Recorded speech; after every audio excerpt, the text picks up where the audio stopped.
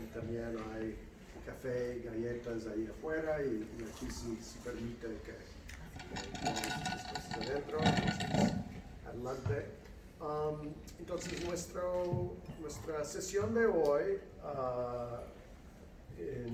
pues tiene el título de los datos cualitativos en el contexto de la ciencia abierta. Va a presentar la doctora Teresa Márquez, que es académica de tiempo completo de nuestro departamento.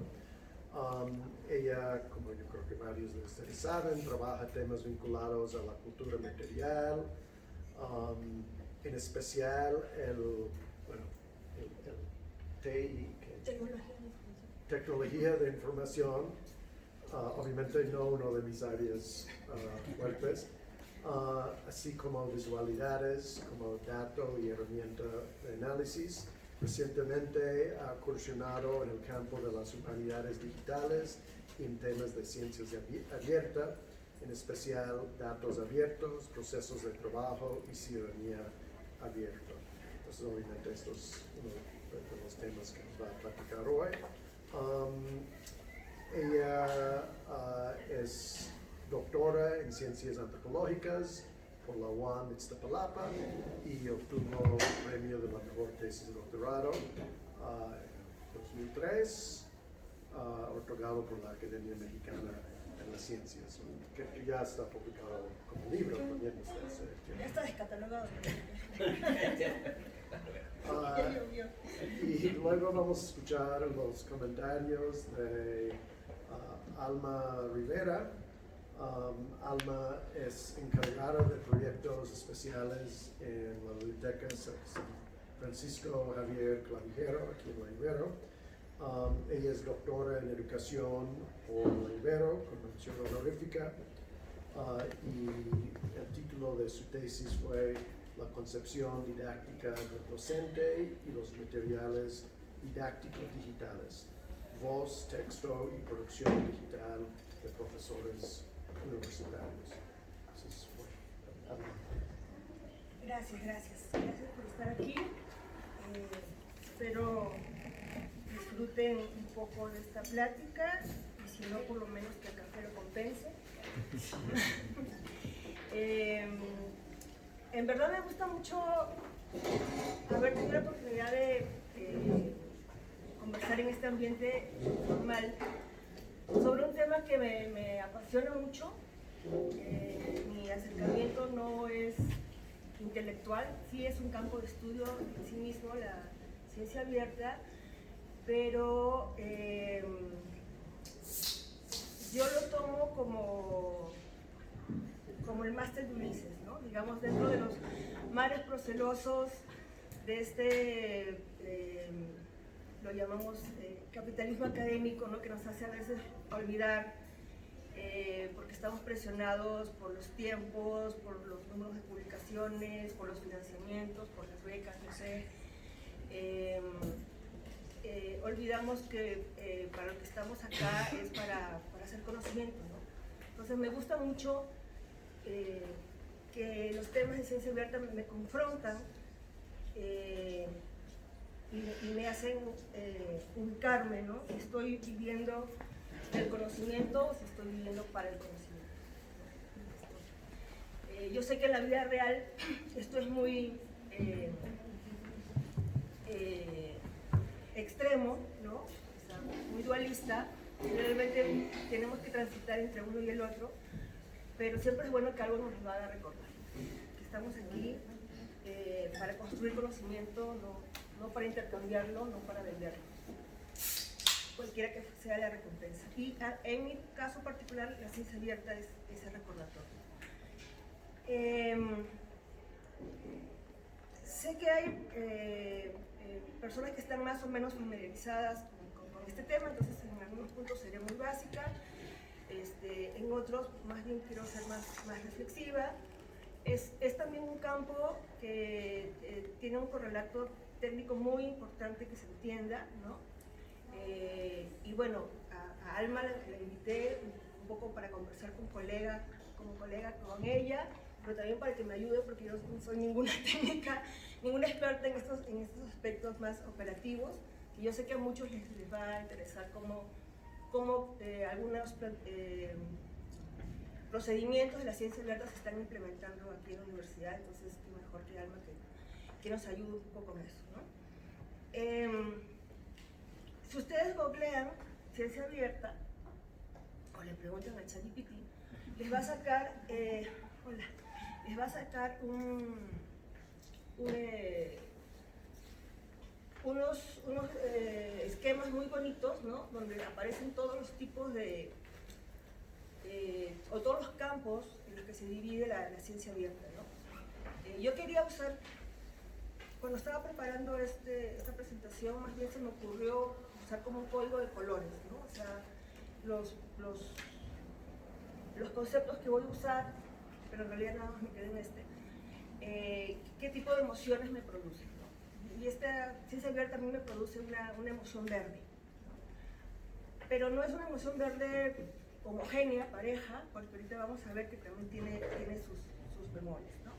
Entonces, bueno, para ya empezar, pues la ciencia abierta es este entendimiento, básicamente, de ver al conocimiento como un bien público, que tiene que estar al alcance de las personas, no solamente los productos de la ciencia abierta, que ahí entra el primer campo, que es el de acceso abierto, que es el que quizás ustedes más conozcan, el que más se ha escuchado hablar,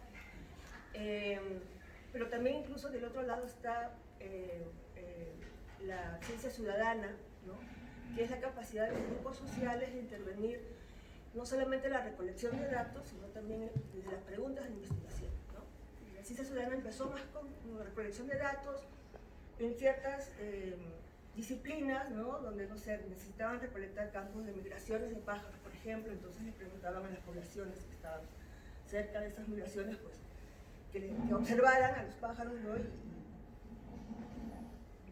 Y anotaran sus comportamientos, ¿no? Pero eso ha ido progresando y cada vez, por ejemplo, la ciencia ciudadana es la intervención de los grupos que son estudiados, el objeto de estudio son parte de la investigación misma, ¿no? Y bueno, por ejemplo, este asunto del acceso abierto, ¿no? Que sería para mí una de las partes desdibujadas de lo verde, porque ahora hay acceso abierto de paga, ¿verdad, Cristina? Acceso abierto de paga. Lo digo no porque Cristina cobre, o sea, lo digo porque... o venda. Cristina, o venda, sí. Porque Cristina y yo hacemos un poco de hígado juntas a veces con ese tema, ¿no? Porque si bien no paga el usuario final quizás, o sea, paga la institución, ¿no? La misma institución que pagó por hacer la investigación paga porque se publica. Entonces, ese es un campo desdibujado. Hay mucha intervención privada también en ciertos sectores de la ciencia, por eso yo dibujo así de esa manera. Mi verde no es un verde total, ¿no? Mi sensación verde tiene estas partes que se dibujan, digamos, ¿no? Entonces, bueno, ¿y por qué tiene que ser la ciencia pública, ¿no? Y básicamente es algo muy lógico, sobre todo se habla de ciencia abierta cuando el financiamiento es público, ¿no? Si el financiamiento es público, por ejemplo, con una beca CONACYT, por ejemplo, entonces quizás los propietarios, además de los datos que ustedes recojan, quizás no sean ustedes, eso ya lo vamos a ver, eso por un lado. Y por otro lado, pues en muchos países hay una legislación muy estricta, ¿no? Que dice si el financiamiento fue público, tus datos tienen que estar en acceso abierto, ¿no? Los datos, no estoy hablando de la publicación, estoy hablando de los datos que se recogieron, ¿no? Bueno, y los beneficios de esto, pues hacer una investigación más eficiente. ¿Qué quiere decir eficiente? Que sí llegue a beneficiar a la sociedad, no solamente con el producto, sino con los resultados que después se pueden traducir también, ¿no? Bueno, esto, que haya acceso a los resultados, a los procedimientos, a las decisiones, a las metodologías mismas, ¿no? Que se transparente todo el proceso de la investigación, no solamente que llegue un artículo que no sabes las decisiones que se tomaron, cómo se tomaron, los métodos, los datos, cómo se trataron, etcétera. Y por lo tanto, un beneficio también de la ciencia abierta es que promueve el rigor y la calidad de la investigación, ¿no? Y por supuesto mejora la visibilidad. Ahorita vamos a hablar de un concepto que también es central en esto, que son los repositorios, ¿no? No solo se trata de publicar en revistas de prestigio o no, bueno, dependiendo de qué estamos entendiendo por prestigio y en qué escala, ¿no? Sino también que podamos acceder, les decía, a los datos o los productos a través de repositorios, ¿no? Que no necesariamente pasen por un tratamiento completo interpretativo de toda la información, ¿no? Y bueno, por supuesto, se trata de que el conocimiento adquirido por estas investigaciones, pues a la larga se conviertan en ciertas aplicaciones que beneficien a la sociedad de alguna manera directa o indirecta.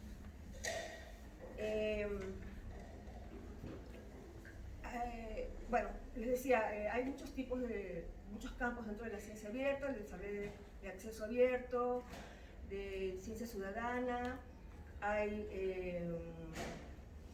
un montón, metodologías abiertas, notas de laboratorio abiertas, evaluación de pares abiertas. Esa es la más controversial para mí, ¿no? Eso de que tienes que saber quién te está evaluando, ¿no? Y eso ya entra en una dinámica, sobre todo, por ejemplo, en un medio como México, que son pequeños los campos, ¿no? Entonces tú sabes que te va a evaluar un antropólogo, un economista, y tampoco son millones. Entonces, incluso leyendo, a veces leyendo el dictamen, te puedes dar cuenta que no escribió, ¿no? Ya sabes, ya conoces cómo escriben los colegas también, ¿no?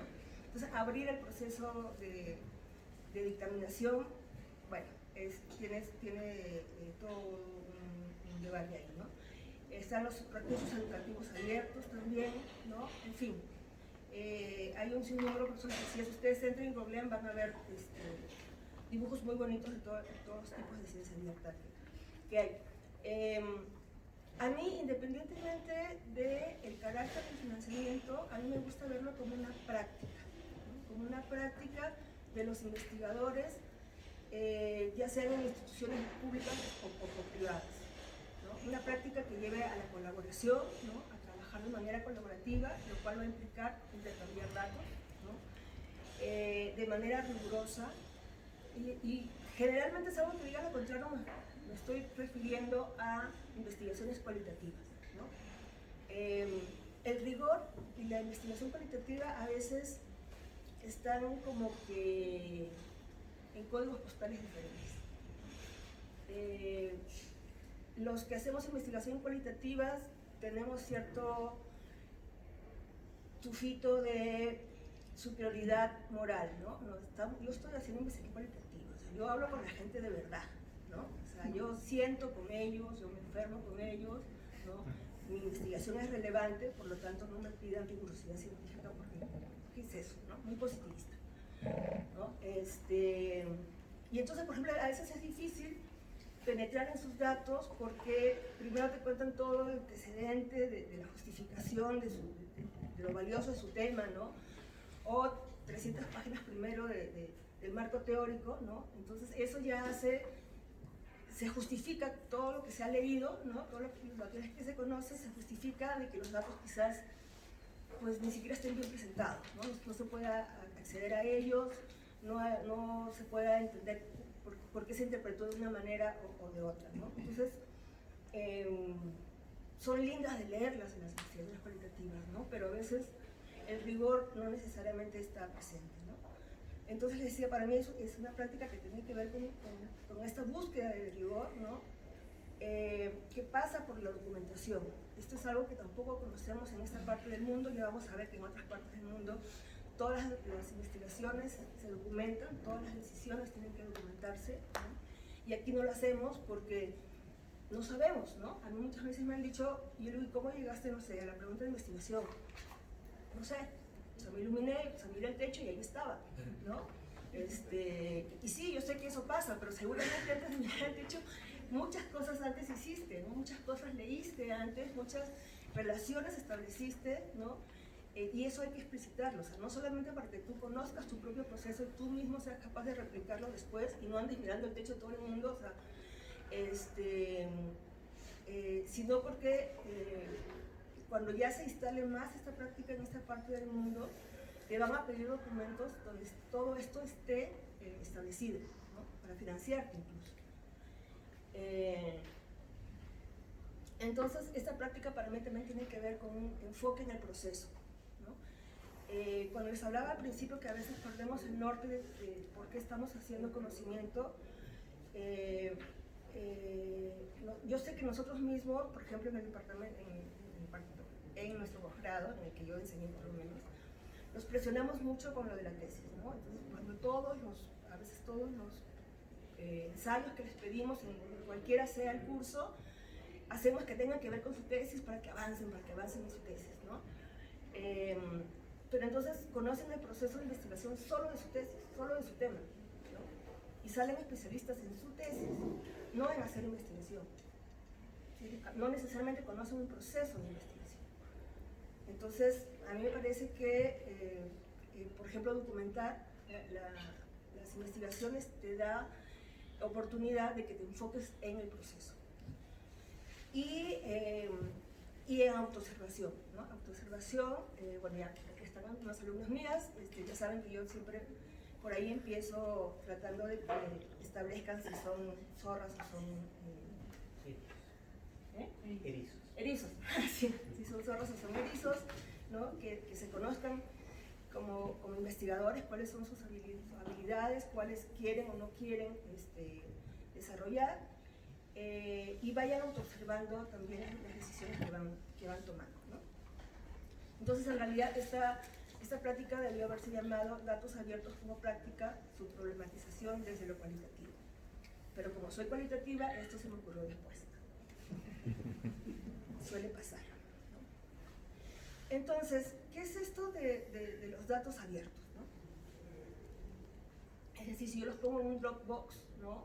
O ya están los datos abiertos, es suficiente, se puede llamar a esos datos abiertos, ¿no?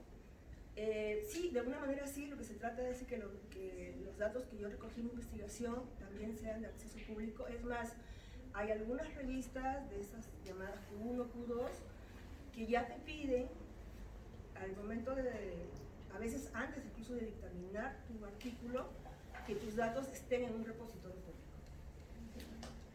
Entonces, esto no, o sea, lo que estoy hablando no es un querer ser, ¿no? Un anhelo, son cosas que ya están funcionando. Todavía no aquí, o no de manera pareja, pero en otras partes del mundo sí, ¿no? Entonces, en muchas revistas, la condición para publicar es que, para publicarte el artículo es que tus datos estén publicados. Y que no los borres y que tengan un DOI. Entonces, bueno, ¿qué es lo que buscan los datos abiertos? ¿Es solamente el fin último es que estén abiertos nada más? No, el fin último es que sean reusables. Al ser un bien público, que el bien público sea reusable, es decir, que otros puedan usar sus mismos datos, ya sea con su misma pregunta de investigación o con otra pregunta de investigación, o con otra población.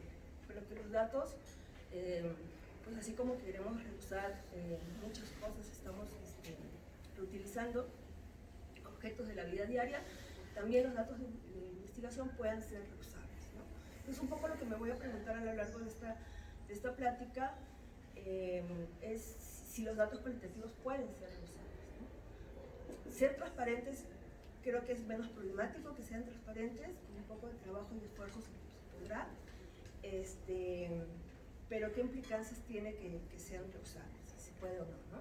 Entonces, bueno, los datos abiertos buscan maximizar el valor y promover la colaboración, ¿no? Y se vuelven reusables cuando otros investigadores toman esos datos y lo pueden aplicar con otros métodos de análisis y explorar otras preguntas de investigación. Pásale. Aquí hay.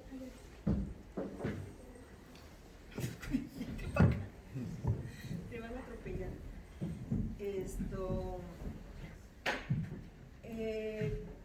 Esto por supuesto tiene conflictos éticos. No conflictos epistemológicos, teóricos o metodológicos que quiero abordar después, sino ahorita me voy a referir nada más a conflictos éticos, ¿no? Que tienen que ver con la confidencialidad y el anonimato. Es decir, cuando nosotros nos presentamos ante los grupos sociales, ante las personas, les contamos qué es lo que queremos, ¿no? Nunca les decimos, mira, y le voy a poner un repositorio donde todo el mundo mundial va a poder entrar después a tu entrevista, o sea, no, no. Pero eso en algún momento va a tener que ser, ¿no? Eso en algún momento va a tener que ser. Tú andas corrigiéndome, ¿eh? O sea, o complementando, no hay ningún problema, platiquemos, ¿no? Eso en algún momento va a tener que ser. Y también ustedes saben, y también creo que por ahí tengo una imagen más adelante sobre esto, hacer anónimos los datos cualitativos es muy difícil, ¿no? Porque no se trata solamente de borrar nombres, de borrar lugares, porque incluso a veces el caso puede ser tan específico, ¿no? Que solamente narrar la experiencia ya puedes identificar a la persona. Entonces, anonimizar datos en métodos cualitativos no es fácil. Y además, cuando se habla de anonimizar datos, es una técnica especial, cuesta dinero, ¿no? Porque son software especiales, no es ponerle una rayita negra a la construcción, ¿no? Es un software que te anonimiza y ya no puede, el mismo investigador ya no puede recuperar los datos que anonimizó. Para hacer los datos abiertos, tú tienes que ponerlo en tu presupuesto, porque vas a necesitar dinero, por ejemplo, para este tipo de cosas. Si quieres anonimizar, ok, tengo que comprar la herramienta que anonimiza, ¿no? Si lo voy a publicar en algún repositorio, bueno, ver si mi institución tiene ese repositorio para el tipo de datos, para la capacidad, para los estándares que los datos piden, o si no, tengo que quizás rentar un espacio en algún repositorio para poder ponerlos ahí, ¿no? Entonces, tampoco es que la ciencia abierta o los datos abiertos sean algo gratuito, ¿no? Que es bien intencionado, pues no es gratuito, también necesito dinero para eso, ¿no? Entonces, bueno, hablamos de los conflictos éticos, consentimiento informado para este tipo de cosas, va a ser difícil explicar a veces a nuestros informantes, a nuestras poblaciones, la relevancia de esto, ¿no? Otra forma de proteger los datos es aglomerarlos, ¿no? O sea, ya no hablar de casos particulares, sino de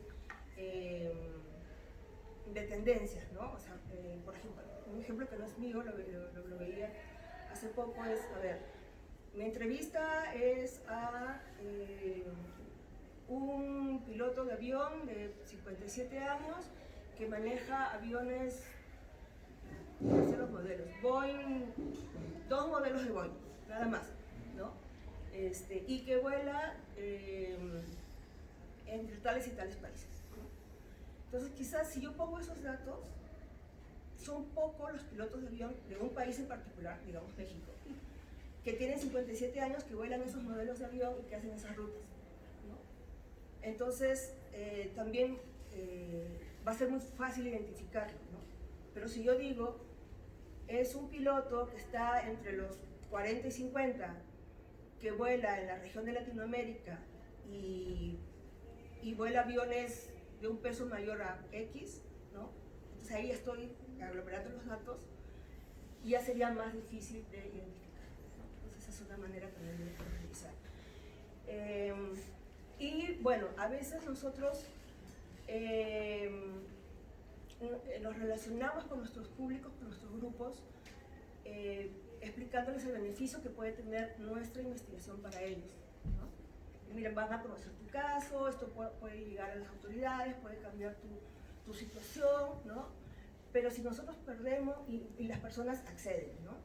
Pero si nosotros perdemos el destino de las investigaciones que pueden venir, ya ese beneficio ya no está claro, ¿no? Es decir, a ver, si me dejo entender, yo recogí los datos y les prometí que con esos datos ellos potencialmente podrían beneficiarse de alguna manera, ¿no? Si me daban entrevistas, me contaban su vida, es posible que con lo que voy a publicar, con lo que voy a hacer, las autoridades se enteren y cambien su situación, ¿no? Bien, pero si yo los datos los pongo en un repositorio y ese repositorio los toma una empresa para hacer el cultivo que justamente va en contra del cultivo que hace mi grupo objeto, pues los pasé a perjudicar, ¿no? Porque yo no tengo control sobre para qué van a usar los datos abiertos, ¿no? Pueden usarlo para cualquier cosa, pueden usarlo incluso para entrenar a inteligencia artificial, ¿no? ¿Y qué va a pasar con esa inteligencia artificial? Pues sí, puede ayudar a muchos estudiantes, pero también puede ayudar a muchas empresas a vigilar con dron los campos de cultivo, ¿no? Para sacar algún tipo de provecho, pero más bien privado, ¿no? Entonces, las implicancias éticas de compartir datos, tanto aquí en este caso, tanto cuantis como cuales, pues, son muy discutibles también, ¿no? Hasta aquí, ¿cómo vamos? Yo tengo una pregunta. Pero tú estás aquí para responder, no para preguntar. No, mi pregunta es operativa. Al ritmo que vas, mi plan era dejar que terminaras tu argumentación para poder yo rebotar algunas ideas. Pero si vamos a tardar mucho más, okay. Sí, me preocupa que ya no que tenga yo como mucho espacio, pero tú calcula como No, más como a ver, la mitad de voy tu por esta parte. presentación. Voy, Adelante. por esta parte me voy a explicar. Ok, entonces, bueno, hay algunas metodologías y estándares para revisar datos, ¿no? Unos son, no sé si han escuchado hablar, unos son los famosos datos FAIR, ¿no? Que tienen que cumplir, ya me pusiste nervioso.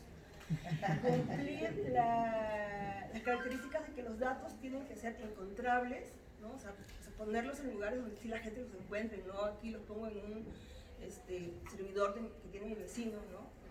Ya no voy a hacer más. Tienen que ser encontrables, tienen que ser accesibles, ¿no? O sea, tecnológicamente accesibles. No puedo poner encriptaciones, por ejemplo. Tengo que compartirlos y tienen que ser reutilizables también, ¿no? Entonces, bueno, no voy a entrar en lo demás. De hecho, tú eres el especialista en los otros dos estándares, pero esta es, digamos, la parte técnica, el correlato técnico de lo de los datos abiertos, ¿no? Aquí sí me quiero detener un poquito porque una de las cosas que se pide como antecedente a abrir los datos es tener un plan de datos, ¿no? Esto es lo que les decía, que ya en Europa sobre todo, si tú quieres que te financie una agencia pública o un gobierno, tienes que presentar un plan de datos. Que lo puedes ir modificando en caso cualitativo, lo puedes ir modificando, cambiando con el tiempo, ¿no? Entonces, aquí les quiero, no sé si se ve, ¿sí se ve? Sí. Más o menos como los aspectos generales. Eso es un plan de datos básico, ¿no? Los aspectos administrativos, por ejemplo, de quién financió la investigación, ¿no? La descripción del proyecto, la descripción de los datos, ¿no? El propósito de los datos, las fuentes, las metodologías usadas, los tipos de datos y volumen, la estructura de los mismos, a qué versión de los datos corresponde, en fin, cuál es el proceso de control de calidad de los datos, ¿no?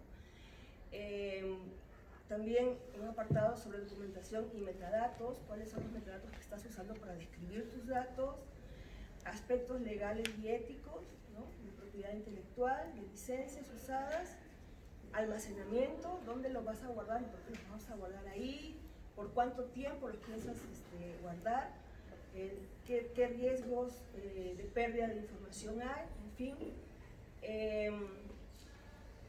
Y bueno, acá hay un apartado de selección y preservación de datos que tiene que ver justamente con los reusos, ¿no? O sea, quizás tú puedas decir, ok, estos datos pueden ser reusables potencialmente para este tipo de investigaciones y no para otras.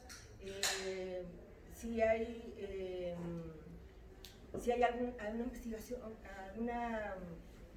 digamos, si tú estás publicando o abriendo solo una parte de los datos para poder enterarte y los que lo quieren usar necesitan algún tipo de permiso tuyo o complemento de información tuyo para que tú puedas saber a dónde están yendo estos datos, ¿no? No solamente que la gente los baje y ya, ¿no? Entonces todo esto tiene que estar pensado antes, ¿no?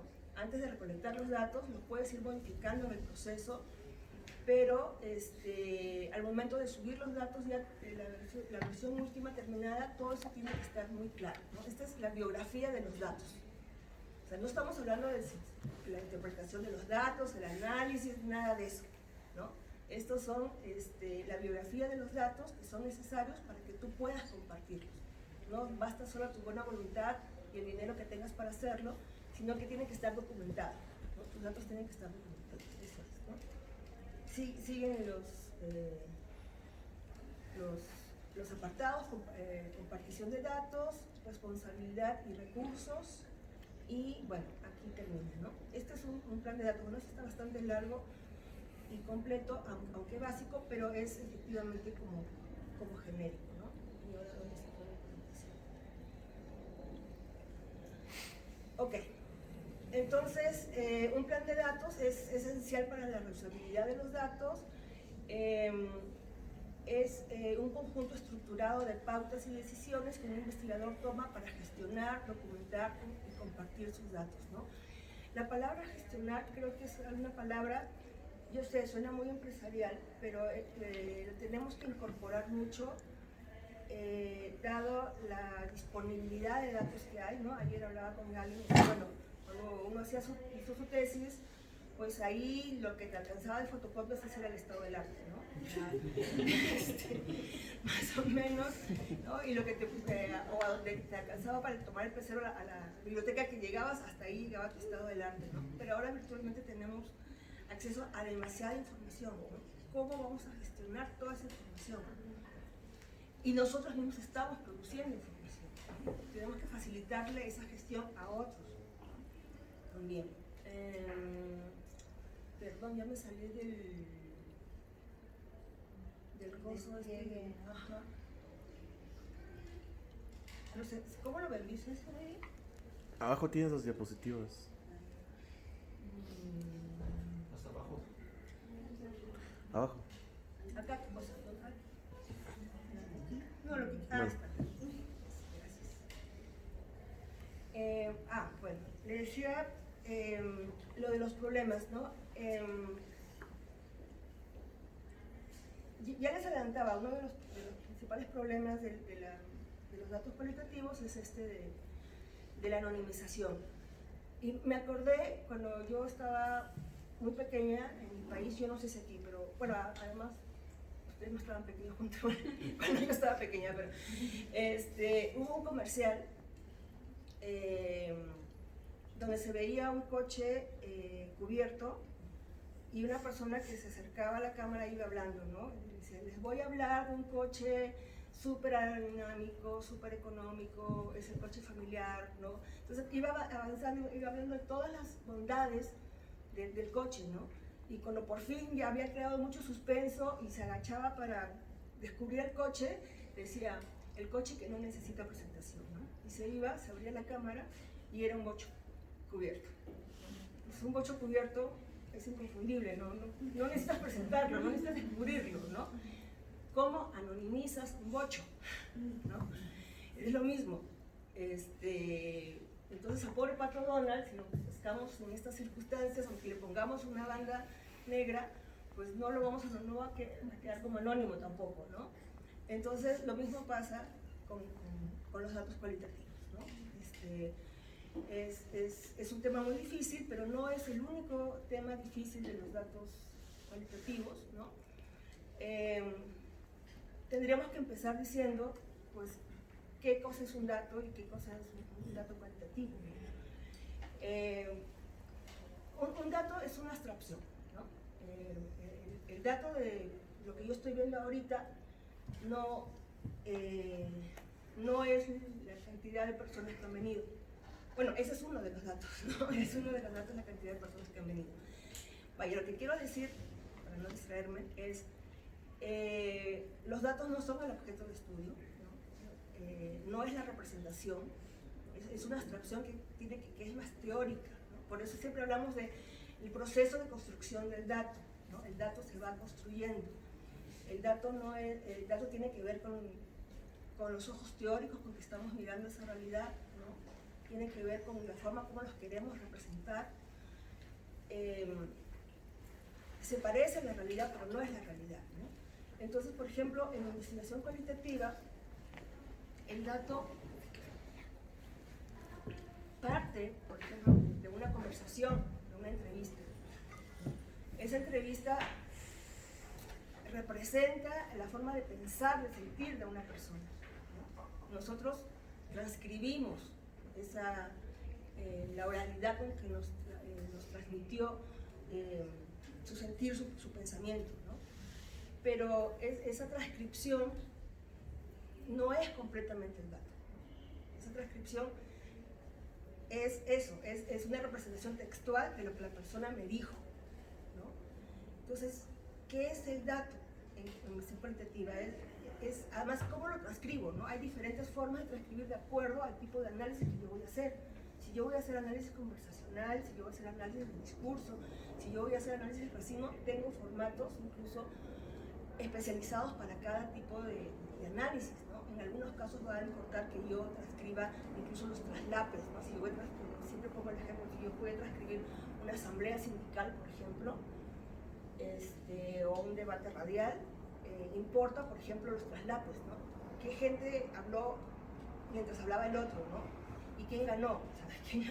¿Quién al final se quedó con la palabra, ¿no? Entonces, pero en otros ni siquiera va a importar los traslapes.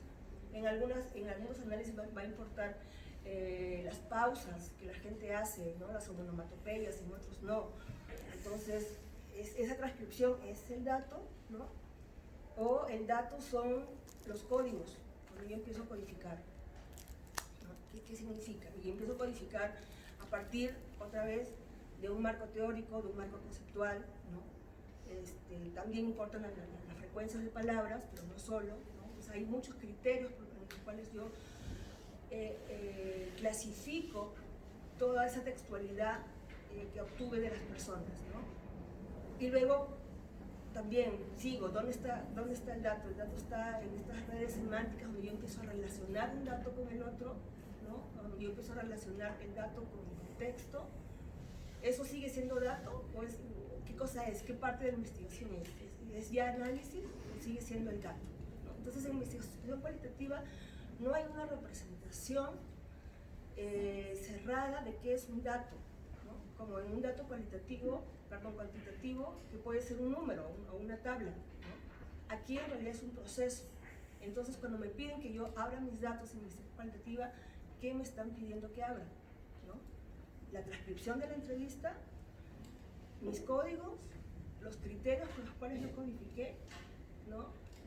Un preanálisis en mis memos, qué cosa voy a abrir y qué cosa estoy dispuesta a abrir, ¿no? Porque a veces quizás algunos no tengamos prurito en compartir las entrevistas, ¿no? Ahí las anonimizo, etcétera, pero no quiero mis notas metodológicas son mías porque ese es mi secreto, ¿no? O sea, mi caja de Pandora, son como yo interpreto los datos, ¿no?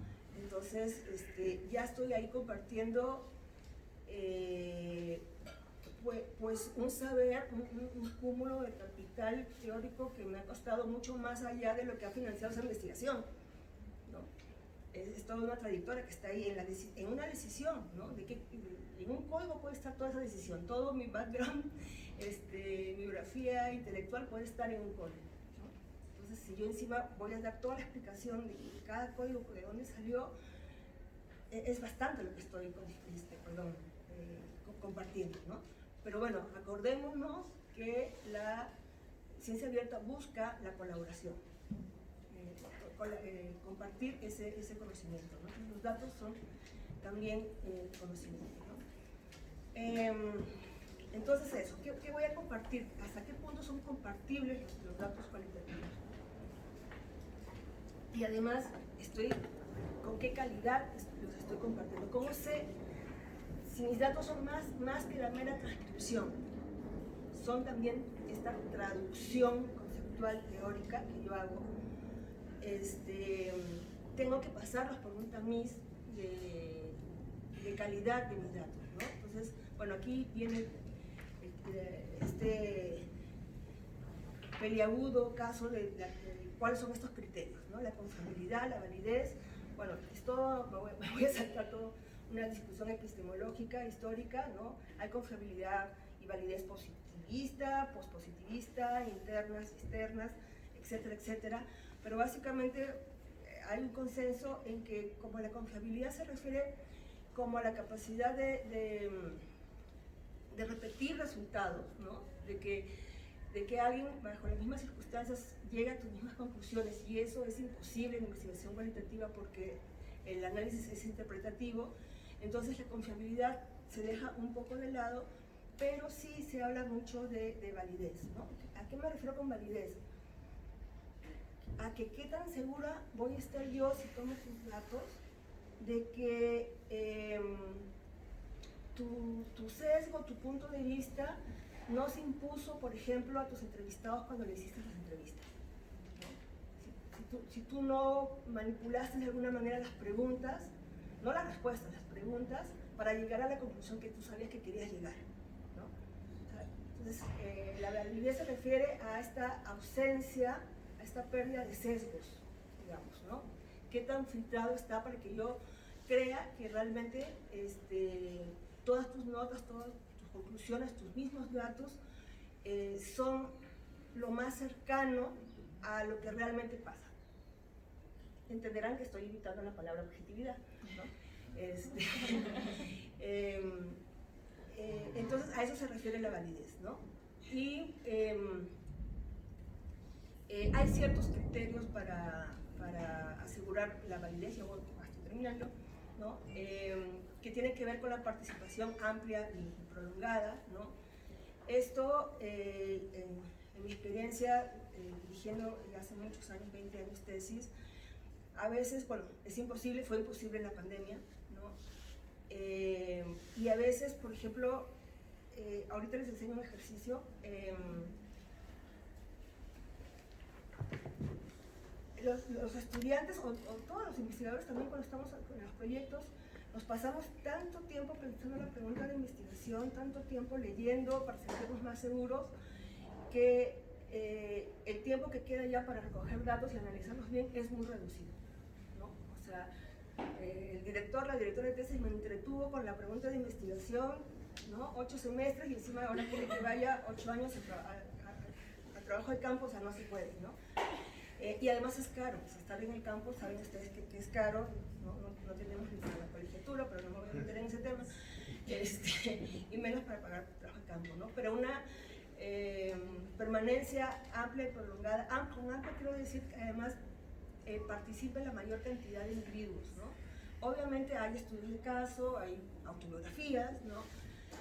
Pero si yo voy a trabajar con un grupo, o sea, si quiero caracterizar a un grupo, pues un grupo, no mis 3 amigos o los 3 amigos del hermano de mi prima, o sea, no. Entonces que participe la mayor cantidad de gente, que la duración se amplíe en el tiempo, que haya alguna técnica de triangulación de datos, ¿no? Ya sea, por ejemplo, una técnica de triangulación de datos es combinar métodos cuantitativos con cualitativos, ¿no? Hay que olvidarnos los prejuicios, los cuantitativos hay que acercarnos, los cuales hay que acercarnos a los cuantis y viceversa, ¿no? Todos tenemos que aprender.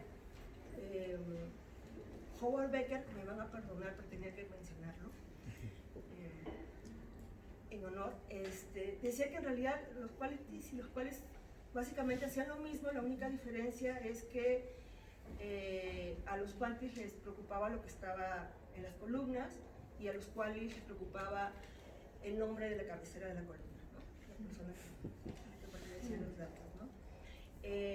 Entonces, a triangulación se refiere una forma de triangular se refiere a combinar estas dos perspectivas, cuantitativa y cualitativa, o también a combinar diferentes técnicas, ¿no? Agrupar, basar en diferentes técnicas.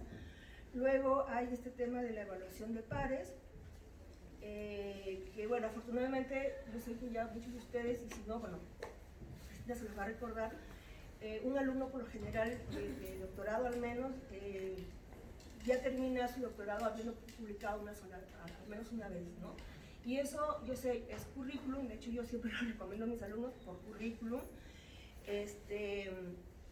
pero también es para recibir feedback, o sea, no se queden con que lo explicaron, pidan los dictámenes, ¿no? Pidan los dictámenes y que alguien que no los conoce nunca en su vida puedan leer cómo han valorado su trabajo, ¿no?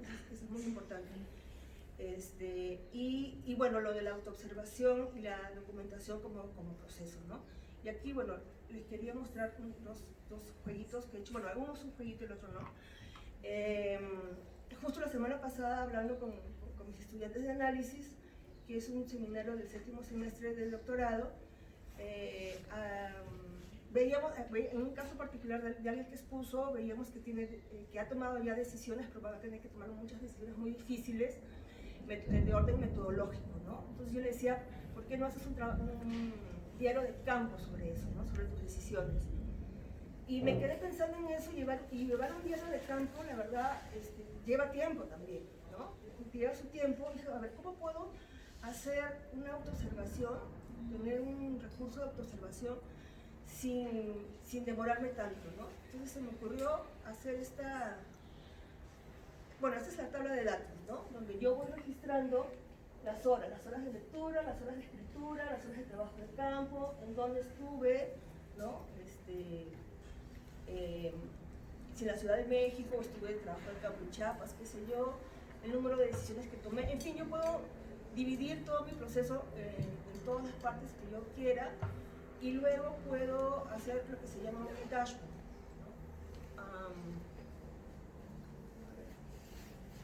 Y en el dashboard yo, por ejemplo, aquí puedo moverme en el tiempo y saber a los 18 meses cuántas horas le metí al marco teórico, cuántas horas al estado del arte, cuántas al diseño metodológico, cuántas al análisis de datos, ¿no? Y ahora cómo estoy. Bueno, ahorita cuánto tengo en total, y por ejemplo acá abajo tengo las horas de lectura versus las horas de escritura y las horas de corrección, ¿no?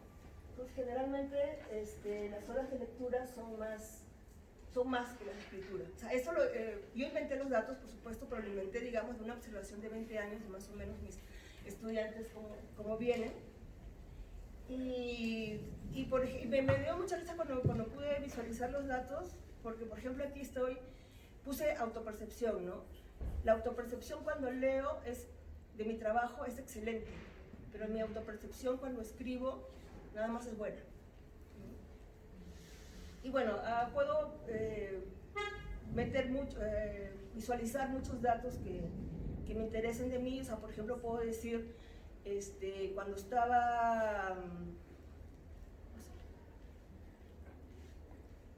cuando tomé decisiones mayores, en qué parte estaba del país, ¿no? Mis decisiones mayores fueron cuando estaba en la Ciudad de México, pero mis decisiones menores siempre las he tomado cuando estaba de trabajo de campo, ¿no? Entonces, este tipo de herramientas me ayuda a autoobservarme, ¿no? A saber cómo estoy avanzando, cómo voy. Este es uno cuantitativo y rápidamente les enseño una herramienta que hice para mis estudiantes ya hace algunos años. No sé si se ve ahí. Yo le llamo apofenia, ¿no? Apofenia es la capacidad de relacionar, ¿no? O de ver relaciones donde no las hay, pero yo lo uso en el buen sentido. Entonces es una plantilla que yo le doy a mis tesistas que quieran recibirlo, ¿no? Y ellos lo pueden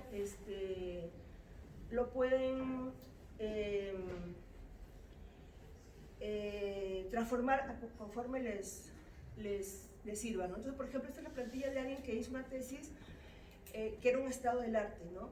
Y aquí están todas sus fichas, las fichas conceptuales y las fichas metodológicas, o sea, los 56 materiales que revisó, todos están fichados, ¿no? Todos están fichados. Aquí en los memos están las relaciones que él fue pensando mientras fichaba, ¿no? Entonces, todo su trabajo está registrado. Y también hay por aquí, bueno, está su diario, no lo voy a poner. Está su diario. ¿Dónde? Licencia abierta, dije. Pero lo tiene que anonimizar. Bueno, el consentimiento informado necesito, ¿no?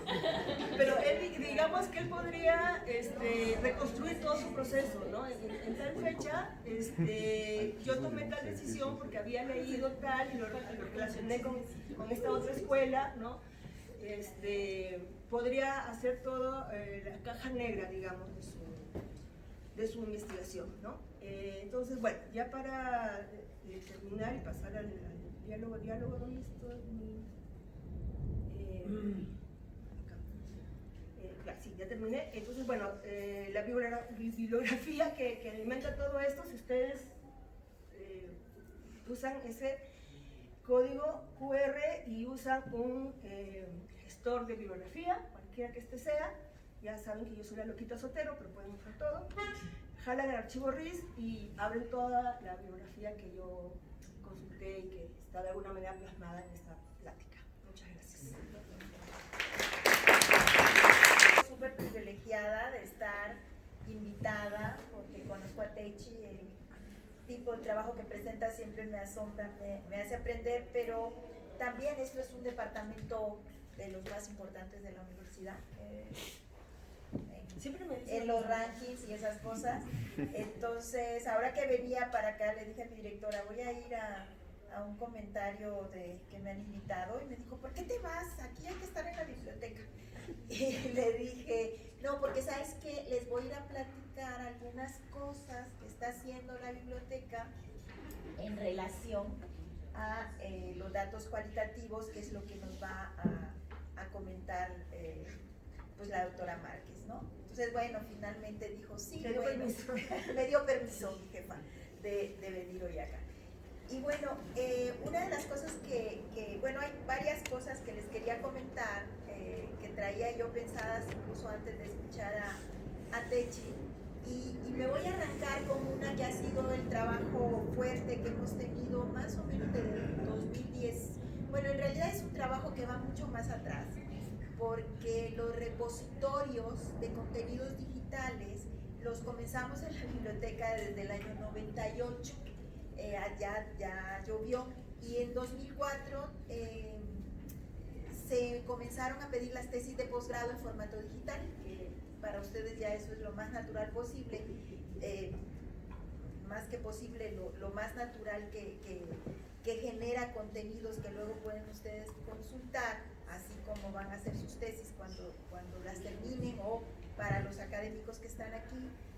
A partir de 2018 integramos, además de las tesis, artículos publicados en acceso abierto, también tenemos presentaciones, también tenemos materiales didácticos, en una cosa que le llamamos el repositorio institucional de la Ibero, que es bien fácil, ahorita si alguien quiere anotar, pero se van a acordar, es ri.ibero.mx. Es una dirección súper fácil, y ahí hay una interfase muy sencillo para que recuperen contenidos que la biblioteca ha recibido o ha encontrado en diversos momentos que son de acceso abierto. Ahí nos enganchamos con lo que está planteando Techi de la ciencia abierta.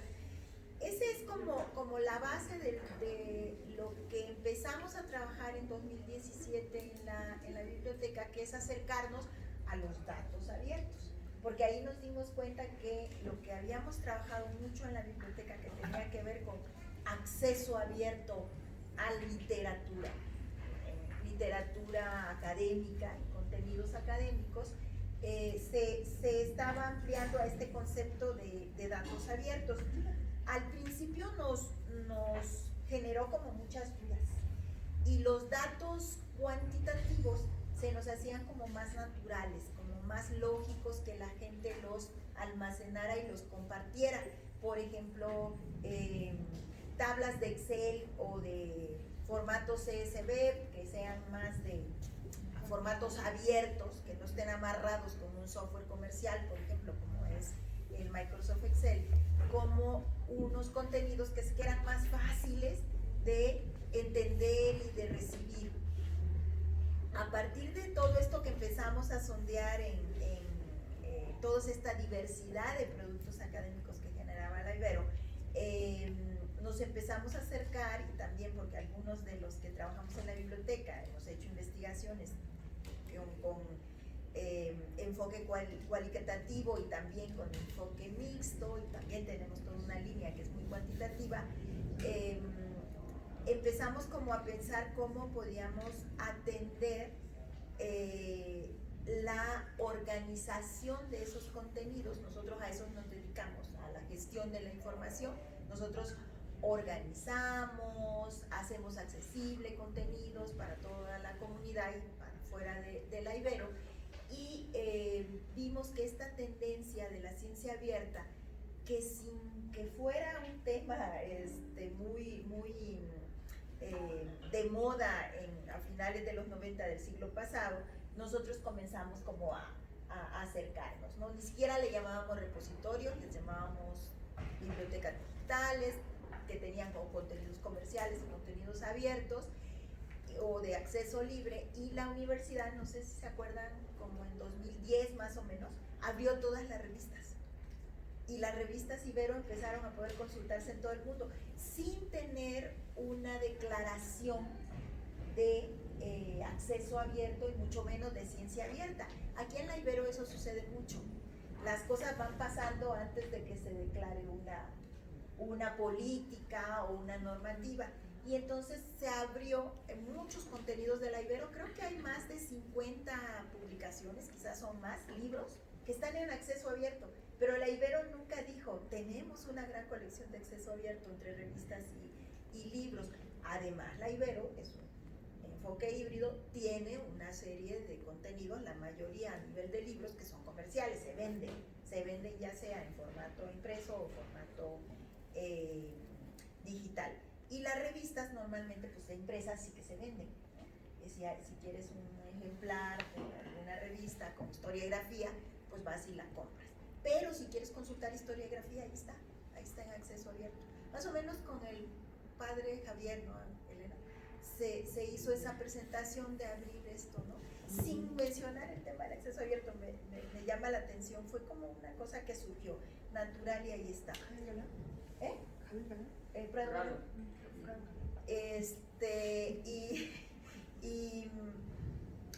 Y lo que les quería comentar es que la biblioteca siempre estaba ahí como tratando de hacer cosas. En 2008 hicimos una presentación junto con otra presentación que hicieron de CONACYT sobre nuestra colección de tesis digitales, que en su momento fue pionera desde 2004, ahora todo Dios tiene las tesis digitales, pero y les dijimos a los investigadores que habían ido a una conferencia sobre los SNIs y tal, les dijimos, ¿quieren que sus publicaciones aparezcan en nuestro repositorio?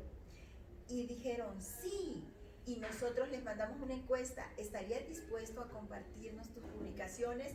No me pongas más trabajo porque yo ya lleno el CBU de CONACYT y no te voy a hacer otro envío, ni mucho menos.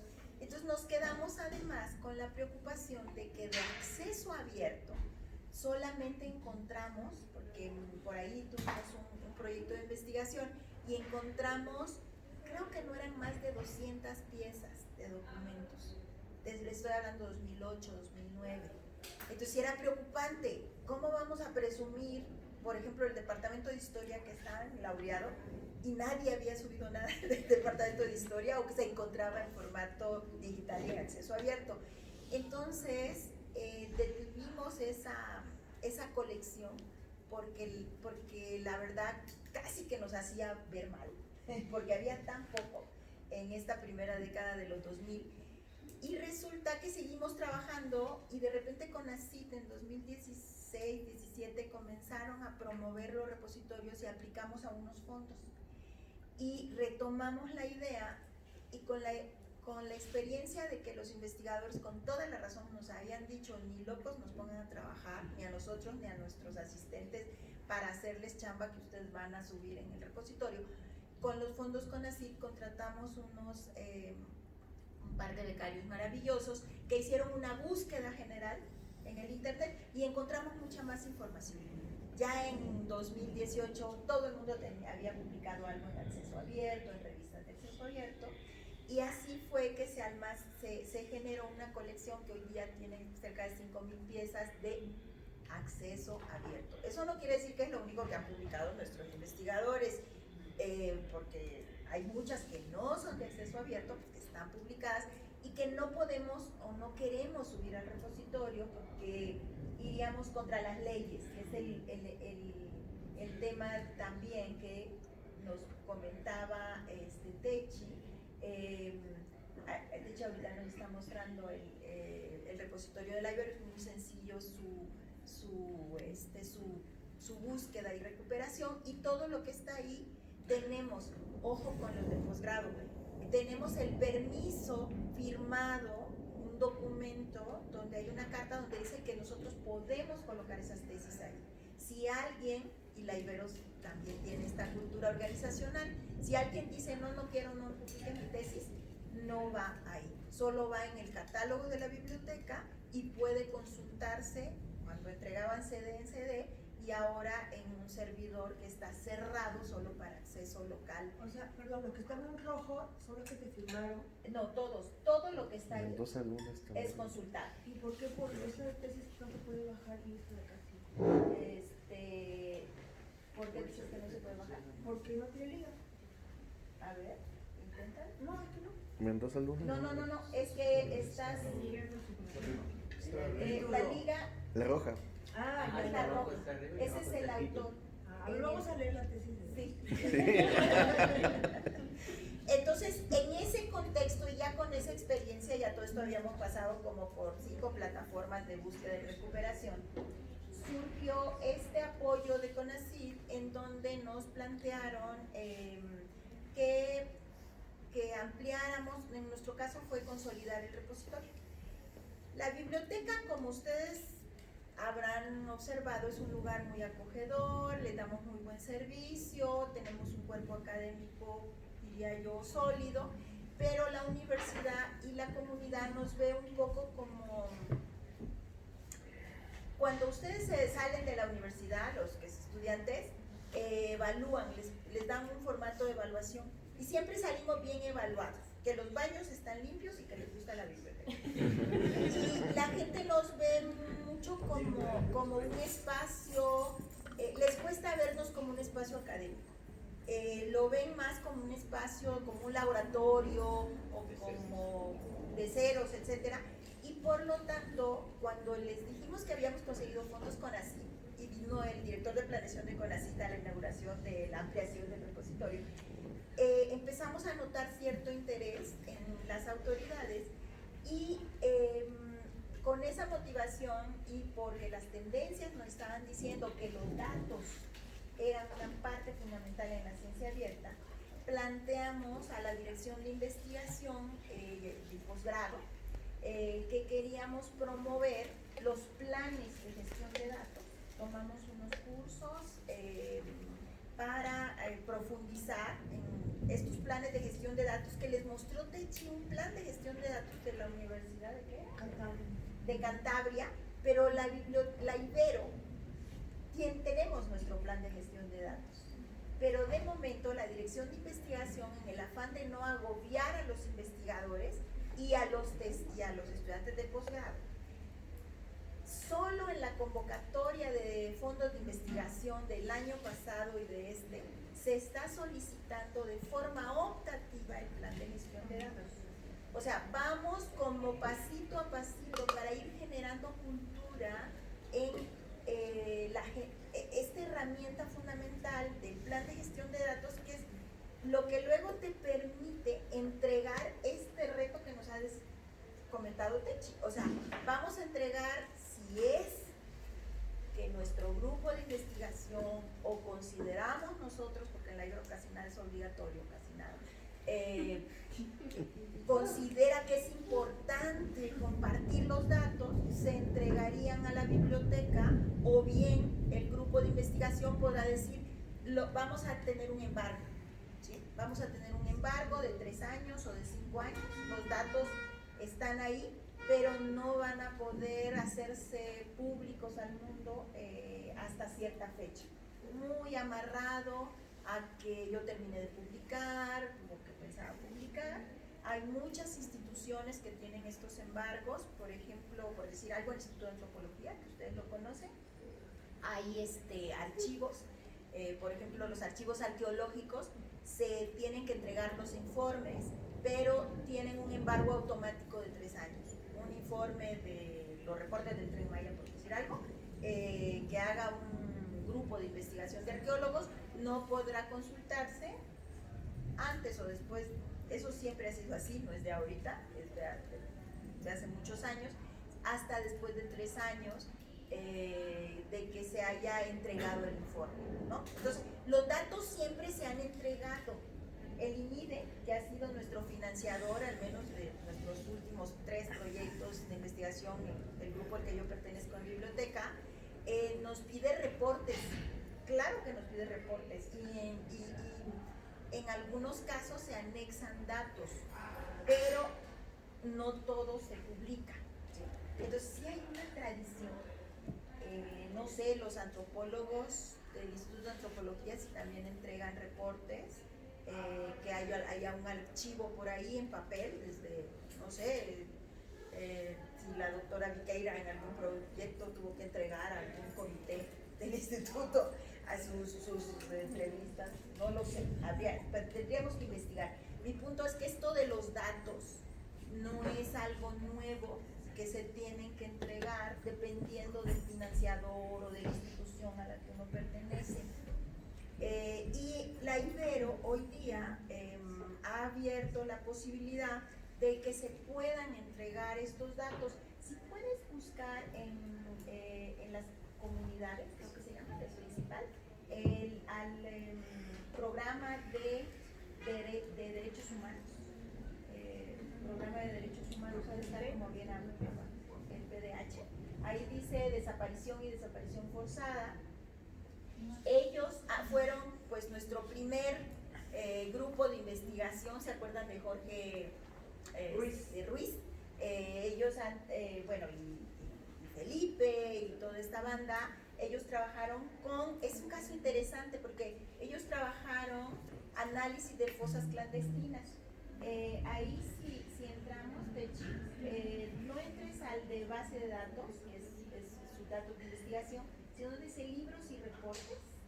En libros y reportes, ellos, violencia y terror, hallazgos de fosas clandestinas en México, ellos tuvieron un proyecto, que si quieres entrar al archivo de ese ver, ahí ellos tienen este reporte donde analizaron, fundamentalmente sus datos fueron notas de prensa que reportaban fosas clandestinas desde el 2006 hasta el 2019, me parece.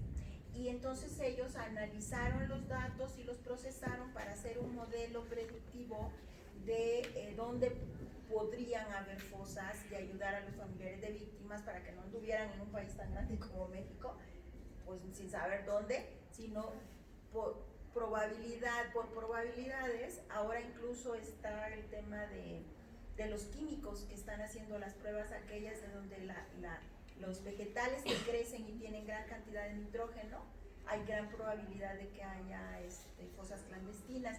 Entonces, estos datos generaron estos reportes, pero también ellos nos ayudaron a hacer estas primeras pruebas de datos, ¿no?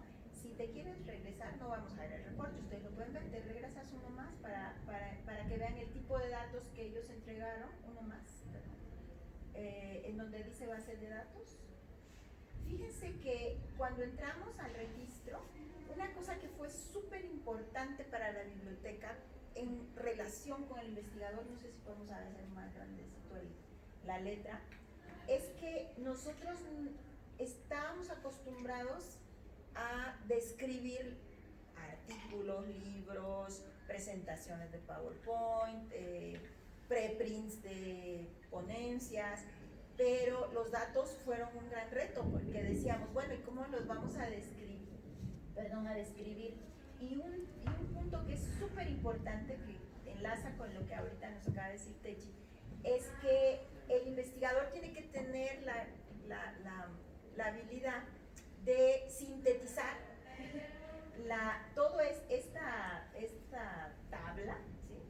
Que realmente no son datos cuantitativos, son datos mixtos.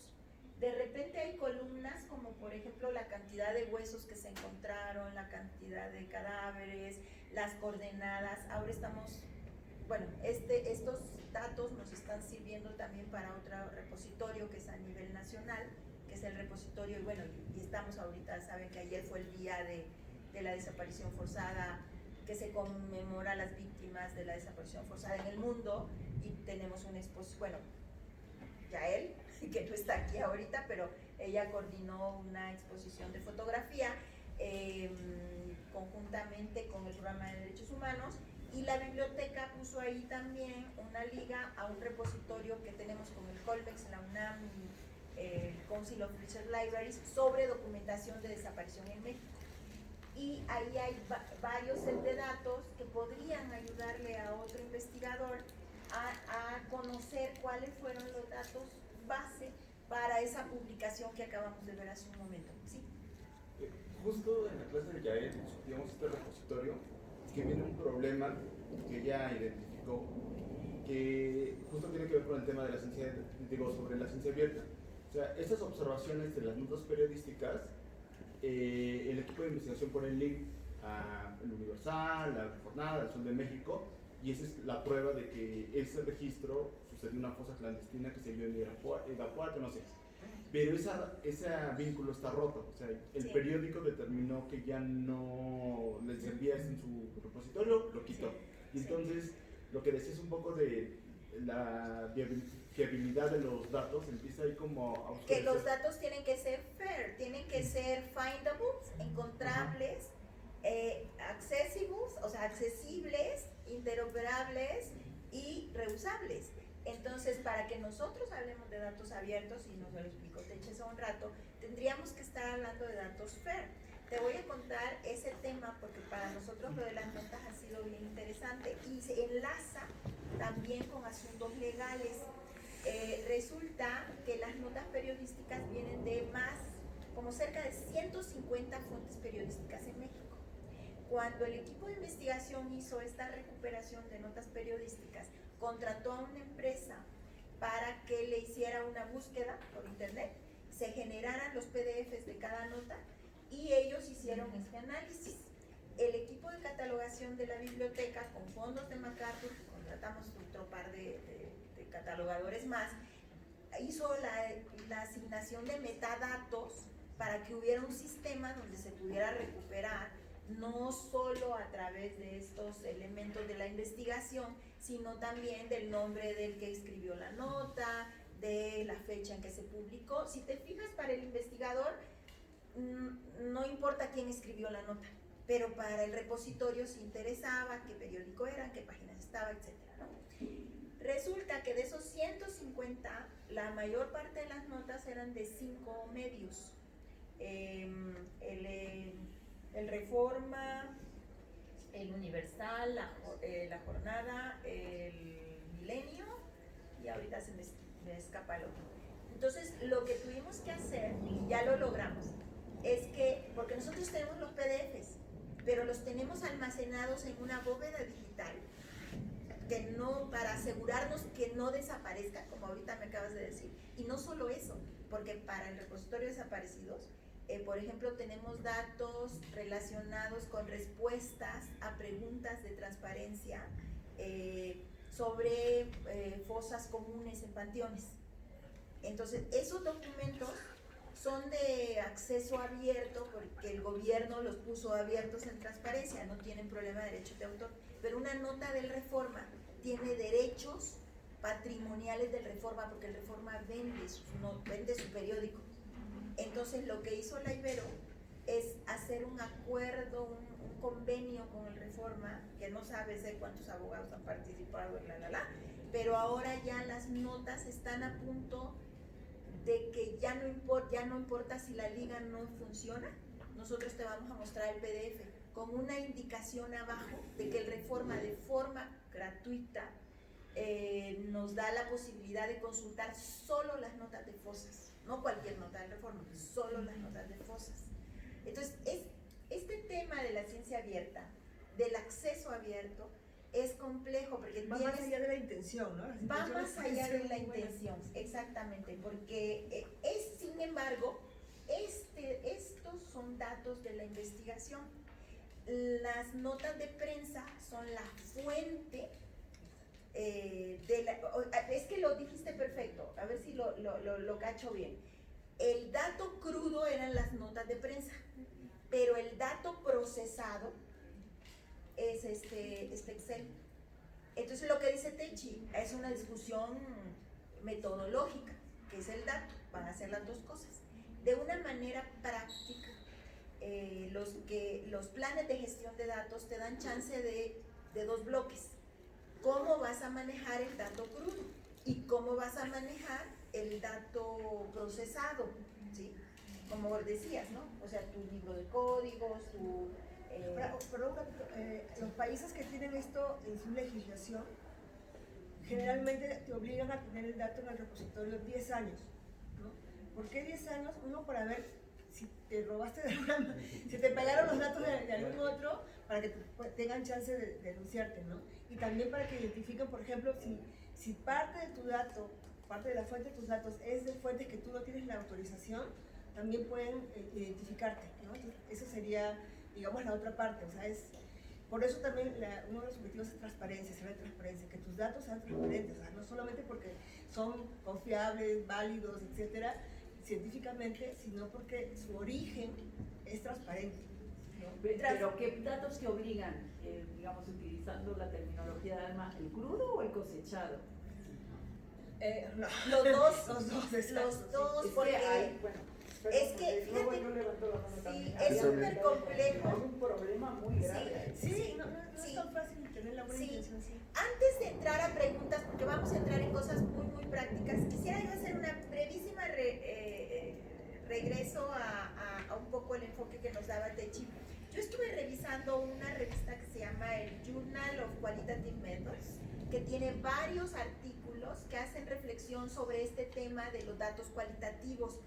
Y encontré uno desde el 2019 que habla sobre datos abiertos e investigación cualitativa. Y aquí justamente lo que nos dicen los autores, que son de Canadá, me parece, sí, ellos lo que nos están diciendo es, ojo, esto de nos empalagamos, ¿no? Y queremos, y Techi nos convence que queremos que nuestros datos estén abiertos, pero cuando empezamos a hacer todo lo que nos dijo Techi después, que es anonimizarlos, ver si realmente alguien podría anonimizados ser reutilizables, los principios FAIR, lo que nos dice la UNESCO, lo que nos dicen grupos en Europa, sobre todo OpenAIRE, que tiene muchísima información de literatura, de investigación, de proyectos, etcétera, nos damos cuenta que hay retos epistemológicos, porque el investigador no se va a ir con voy a hacer un CSV, súbelo. O sea, ¿esto qué implicaciones epistemológicas tiene? ¿Qué implicaciones metodológicas? ¿Qué implicaciones legales y éticas? Entonces está como esa parte muy fuerte. Y hay otro artículo de esa misma revista que es más reciente, del 21, que es de la Universidad de un grupo de la Universidad de Ginebra, Suiza, que ellos, una cosa que les llevó a pensar es, ok, fuimos a la conferencia de Techi y ahora queremos ciencia abierta, datos abiertos. Pero ¿qué es eso de ciencia abierta? ¿Para qué sirve? ¿A quién le sirve? Y Techi nos ha dado algunos elementos y ellos los ponen en 5 grandes líneas. Una es la problemática de la infraestructura. Ustedes ahorita me oyeron explicar los problemas de la infraestructura. Necesitamos servidores, necesitamos gente catalogando, necesitamos internet, interoperabilidad, que se abran los sistemas, no breaks. Calentamos el planeta y cada vez lo calentamos más, pero bueno, se supone que somos buenos y tenemos datos abiertos. Luego, ¿qué es eso de los datos abiertos? Es un enfoque de bien público, es un commons, la ley nos obliga, la Ibero nos obliga, fuimos becarios con ACID, pero no queremos que nuestros datos se vean, porque queremos hacer el libro, porque nadie nos explicó que el libro no es igual a la tesis, pero bueno, estamos convencidos que la tesis es el libro.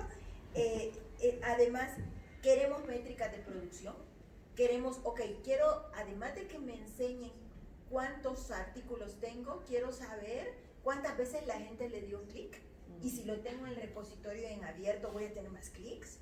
O sea, realmente eso es lo que nos interesa democratizar la información. O finalmente nos interesa ser más eficientes, como las vacunas en el COVID. Si no se hubieran abierto los datos, quién sabe si estaríamos aquí, no lo sé. A lo mejor me muero por la vacuna en 10 años, pero no, yo me vacuné, ¿sí? Y 3 veces. Dicen que hasta 5 hay quien se ha vacunado, pero bueno. Entonces, este tema es un tema muy complejo, como bien tú nos lo has planteado, pero que tampoco nos podemos cerrar los ojos y decir no lo vamos a hacer, porque tenemos esta serie de retos. Y yo les iba a comentar que ya es lo último. Hay muchas cosas que me hacen rebotar de Techi, pero voy a tratar de hacerlo rápido. El tema de la reflexión del conocimiento, el tema de los colores. En el mundo de los repositorios les van a hablar de repositorios verdes, que son los repositorios donde uno sube lo que quiera y nadie se mete a evaluar la calidad ni no calidad. Se llaman verdes porque son yo quiero compartir. Los físicos los han usado desde antes del internet, yo creo. Bueno, antes del internet no había facilidad, pero desde los finales de los 90 ellos suben todo y son felices que todo el mundo lea lo que están haciendo. Y nadie les interesa que la gente los critique, porque mientras más críticas reciban, mejores papers van a subir, van a llevar a las revistas difíciles, ¿no? Luego el tema de la rigurosidad. Bueno, ya no lo estamos viendo, pero Jorge nos explicó con gran detalle cómo estuvo la metodología de su análisis, por ejemplo, de sus datos. Y, por ejemplo, en la teoría fundamentada, que es una línea de análisis que se usa en investigación cualitativa, pues eso es lo que se busca, ¿no? Ser como muy claros y decir exactamente cuáles fueron las decisiones. Y todos sabemos que los cuanti también interpretan. Y también deciden qué se pregunta y qué no se pregunta, ¿no?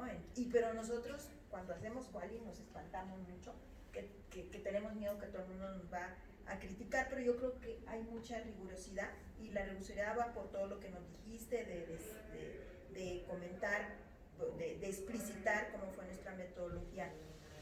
El README es un archivo que muchos de ustedes que han usado software, etcétera, saben que el README es fundamental. No puedes hacer nada con un software si no lees el README. Ahí está cómo instalar, cómo los archivos, lo que sea. El README en los datos cuantitativos o los datos cualitativos que ustedes compartan es fundamental. Ahí va lo que vimos en resumen en los metadatos. O sea, ¿qué significa cada columna? De dónde se sacaron los datos, qué años. Esto que les dije yo de memoria, 2006 a 2019, no me lo tengo que saber de memoria, tiene que estar en el set de datos. Normalmente unos buenos datos de investigación públicos no es un solo archivo, sino que es un set de archivos donde te explican la metodología, te explican, por ejemplo, si son diarios de campo, son entrevistas anonimizadas, etc. Y lo del dashboard, que con eso quería yo complementar, esto que nos mostró al final Techi, que está bien bonito porque ella siempre usa estas aplicaciones y nos asombra. La idea es que los datos no solo sea para ver la tabla de Excel, sino que también haya asociado a cómo se visualizan los datos, formas que nos permitan no solo reaprovechar los datos, sino interpretarlos. Esto va todo lo de ciencia de datos, ¿sí? Todo lo que es descubrir a través de gráficos, lo que los datos no nos dicen así tan fácil. Entonces, en esa medida, toda la información que des de las estructuras de los modelos cualitativos, familias de códigos, cómo se fueron conformando, cómo las agrupaste, cómo elaboraste las definiciones, eso es parte de compartir, digo, al menos como lo estamos viendo en la Ibero, con la Dirección de Investigación, que diseñamos este plan de gestión de datos para compartir poco a poco con la comunidad, sin obligarlos a hacerlo, porque tú dirás, voy a entregar el protocolo de investigación y además me pides llenar un plan de gestión de datos, no inventes. Entonces, por eso lo pusimos ahora optativo. Ya me quiero titular y tengo que entregar la tesis en la biblioteca y también tengo que entregar mi plan de gestión de datos y mis datos. No, eso me lo hubieran dicho el día que entré a la maestría o al doctorado, ¿no? Entonces, esas cosas estamos como generando cultura, y ustedes mejor que nadie saben que las cosas no se imponen así, sino poco a poco, y que les sirva. en este CONACYT, ya ven que ahora están con el tema legal de que los derechos son de CONACYT, ¿no? Ya queda explícitamente. Habrá que ver si ellos van a poner los datos a quienes les den fondos, pero como a nosotros no nos van a dar, como que no es preocupación urgente, ¿no? Al menos no ahorita. Y la NUYES ahorita tiene también unos grupos que estamos trabajando para identificar qué está haciendo el TEC con datos de investigación, qué está haciendo la UNAM. La UNAM tiene bastante experiencia con datos de investigación, los biólogos han hecho cosas maravillosas con sets de datos, ciencia ciudadana, o sea, hay mucho ahí que estamos haciendo en conjunto, en donde los bibliotecarios, los de cómputo, los de ciencia de datos y los investigadores tienen que estar de la mano, porque si no hablamos como ahorita nos ha dado la oportunidad al invitarnos el departamento, al invitarnos Techi, no vamos a lograr que esto vaya cuajando como nos interesa, ¿no?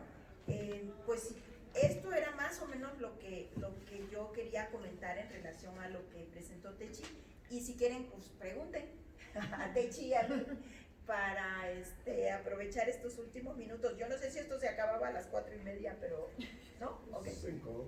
Ok. Les quiero comentar algo de su director.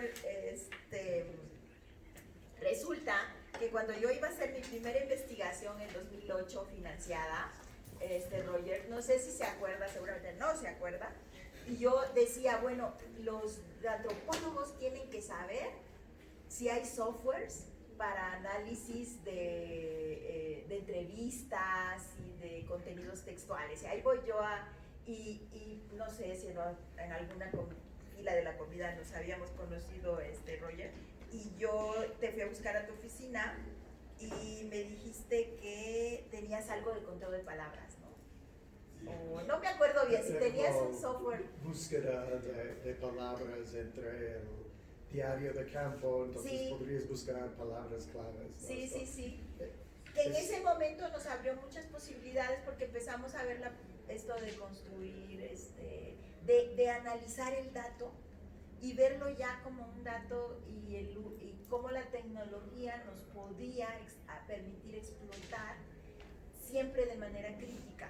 Porque otra cosa que me acuerdo de ese día que platicamos fue que tú no veías como que la tecnología iba a resolver mucho menos estos análisis, ¿no? Sino que iba a ser como una herramienta más, y ayer lo veíamos en un taller que dimos sobre inteligencia artificial aplicada a análisis de datos cualitativos, que siempre va a ser necesario que esto lo veas desde una perspectiva crítica. Y retomo esto porque justamente lo que Techi nos está invitando es veamos a la ciencia abierta, veamos a los datos abiertos desde una perspectiva crítica. No nos vayamos con la finta y con la superficialidad que de repente, ustedes no como sabemos que es un departamento súper profundo, pero a veces cuando se promueven con políticas institucionales o cuando se invita a estos temas, está el peligro de la superficialidad, ¿no? De decir, bueno, ok, vamos, entreguemos y no ver las implicaciones que ya aquí se han trabajado. Mira, ¿vamos a dejarnos hablar? Mira, ella habló 1 hora, yo llevo 15 minutos y me está callando, A ver, no, bueno, por eso hay que el autoengaño, estas herramientas de autoobservación evitan el autoengaño. Yo hablé de 3:10 a 4, tú llevas ya 40 minutos. En serio, de veras. No es por, sí, pero bueno, ya. Pero yo quisiera que... pero los empezaste a medir cuando empecé a dialogar. Esto estaba ensayado. Sí. Pero bueno, ahora no me dejen mal, por favor, díganme algo, ¿no? No, por aquí había una pregunta, 2 preguntas, sí, o 2 comentarios. Pero bueno, entonces estoy entendiendo que para poder tener tus datos en repositorios, con estos softwares que los van a clasificar y que los van a anonimizar en el caso de ser necesarios, pues es todo eso, esas licencias cuestan dinero, ¿no? Entonces, para un investigador, por ejemplo, sería caro volver, pues esos datos, digamos que Tienes que abiertos, ponerlo ¿no? en tu presupuesto. Tiene que estar en tu presupuesto. O sea, así como dinero para trabajo de campo, dinero para apertura de datos, tal cosa. Sí. Sí, o sea, pero estamos hablando entonces de que es caro, ¿no? Bueno, no sé, no sé si es caro, ¿no? Ahora no sé si tendrías que anonimizar o no, quizás en tu caso no valga la pena, tienes que hacer ese análisis, ¿no? Hay anonimización, pseudonimización. Claro, pero por ejemplo, tener todos esos datos disponibles para Por poder ejemplo, publicar. Este repositorio, que es uno de los más conocidos, por ejemplo, es gratuito. O sea, salvo que tus datos sean muy especiales y necesites un almacenaje especial que tengas que pagar. Justamente la idea es que... Por ejemplo, el que comentabas de los periódicos, ¿no? De descargar el PDF, de tramitar los permisos. O sea, este es un problema. Y otro, ¿qué pasa si mis datos son de redes sociales, ¿no? ¿Qué pasa ahí? Si mis datos son de redes sociales, ¿qué pasa ahí? ¿No? ¿Cómo se manejan? El permiso con Facebook, con Twitter, o sea, ¿cómo se maneja eso? Siempre tienes que acercarte a quien generó el dato. Si tú vas a usar datos que no generaste tú, tienes que acercarte, tienes que saber quién es el dueño de esos datos. O sea, los datos no necesariamente están abiertos, a no ser, por ejemplo, Twitter. ¿De aquí hay alguien que haga análisis con Twitter? No, Ya hubo una... yo no realicé ese estudio, pero una vez sí estuve en una presentación que era acerca de una investigación que trabajaba con el análisis de datos extraídos de algunas redes sociales como Twitter, Instagram, Facebook y no recuerdo cuál otro. Pero en ese caso de esa investigación específicamente, los datos se utilizaban sin tener que solicitar consentimiento de más nadie, porque como se ponían en una red social pública, como que no había necesidad de pedir permiso ni de anonimizar, nada de esas cosas. Y el asunto es que Facebook, por ejemplo, cuando subes una foto, te dice que ya le pertenece a Facebook, ¿no? O sea, ya no es solo tuya. Eso también es otro asunto. No, a ver, espérate. Estaba abierto y lo cerraron. Sí, ahorita es verdad. Es que si tú recolectas los datos a través de la API de la red social, ¿no? Ya tienes derecho sobre esos datos. Pero si tú capturas pantallas y la persona que es dueña de esos datos no lo sabe, en realidad estás cometiendo una infracción ética. Tiene que saberlo la persona. Porque por ahí hay el otro engaño de que si tú lo publicas ya es libre, ¿no? No. O sea, si tú vas a hacer una investigación sobre alguien o en un grupo de buscadores, por ejemplo, qué sé yo, tienes que tener la autorización de esa persona. Entonces ya olvídate primero de si lo vas a abrir o no. Para tu tesis tienes que tener el consentimiento. Bueno, yo no lo hago, pero para quien lo haga. Bueno, sí. Para quien lo haga. Ajá, exacto. Sí, a ver, yo quiero volver a los problemas éticos porque yo cuando Techi puso su mancha verde, me pareció muy sugerente tu forma de empezar. Creo que la crítica, bueno, no la crítica, mi perspectiva es que debieras contrastar mucho más los tonos verdes. de los verdes. Porque no, al final está, bueno, por aquí hay algunas manchitas, no, las manchitas se me hacen, o sea, hay Más claroscuros. se me hacen muy, muy peligrosos cuando hablamos de ciertos datos cualitativos. Nos han puesto el ejemplo de la maravillosa investigación de Jorge, pero Jorge utiliza notas de prensa. La cuestión, y yo creo que esto hay que abrir el debate, incluso si se quiere promover estas cuestiones, hay que abrir el debate de la ciencia abierta en la universidad, por lo que implica éticamente cuando tus datos provienen de personas, ¿no? Porque claro, no basta decirle, bueno, fírmame una carta de consentimiento, cuando le voy a decir, pero estos datos quién sabe quién los vaya a manejar.